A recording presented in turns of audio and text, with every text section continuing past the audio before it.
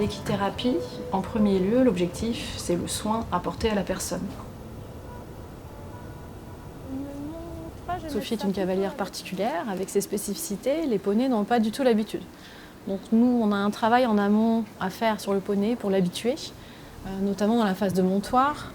Montoir qui se fait à droite pour Sophie, alors que d'habitude nos poneys sont dressés pour être montés à gauche. Voilà, voilà. Pas trop près, ça va? Je décolle juste un peu, voilà. Allez, on est parti pour un tour.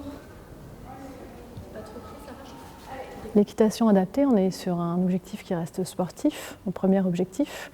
Et on s'adresse à des personnes qui ont besoin d'adaptation par rapport à des spécificités qui peuvent être psychiques ou le plus souvent physiques. Donc un handicap physique, ce qui est le cas de Sophie, qui est donc hémiplégique. Yes, très bien. Comme c'était une cavalière avant, son souhait, elle, c'est vraiment de retrouver ses sensations d'avant et d'avoir des objectifs sportifs d'amélioration. Bon, hop, le long, devant, c'est parti. Ouais, super, ça va? Nickel.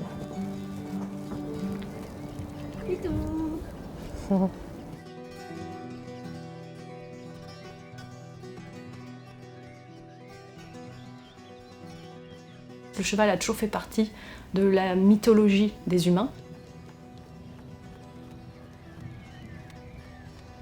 C'est ce qui a permis que les hommes se déplacent, que les hommes fassent des guerres, conquièrent des territoires, qu'ils mangent grâce à l'agriculture. Donc c'est vraiment un animal à qui on doit beaucoup, et vous remarquerez que c'est le seul animal dont on parle de jambes, on parle de nez, on ne parle pas de museau, on ne parle pas de pattes. On utilise des mots qu'on utilise pour nous humains.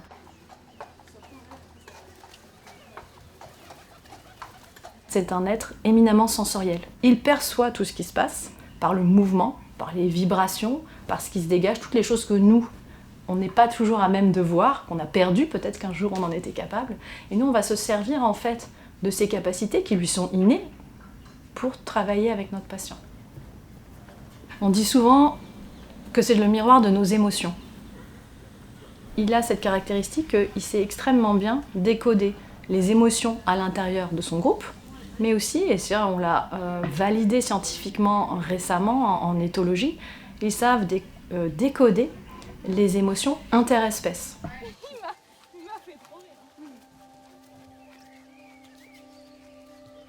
C'est très utile pour nous. Parce que quand on a des patients qui ne parlent pas, un petit peu, beaucoup d'enfants autistes par exemple, ou des personnes simplement qui ne sont pas en capacité ou qui ne désirent pas parler, on va avoir, grâce au cheval, en fait, une lecture plus claire de ce qui se passe à l'intérieur de ces personnes. On va avoir une vue sur leur intériorité. On peut avoir quelqu'un d'apparence très calme, et en fait, à l'intérieur, ça bouillonne. Et c'est prêt à exploser.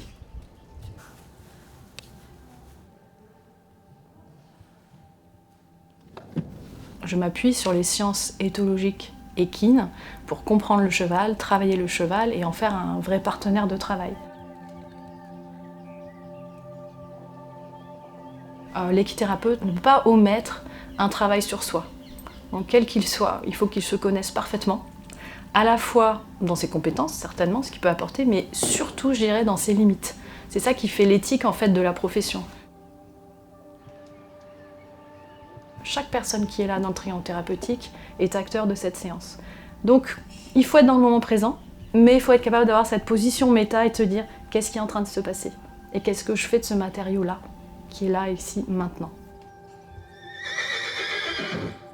Les chevaux sont différents. Ils vont réagir différemment, ils vont nous faire des propositions différentes.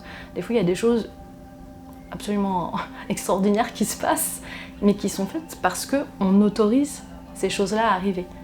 Si on commence à formater complètement nos chevaux, ben là, on ne fait plus vraiment intervenir les forces du vivant, quoi, quelque part. Donc il n'y a pas un cheval de thérapie.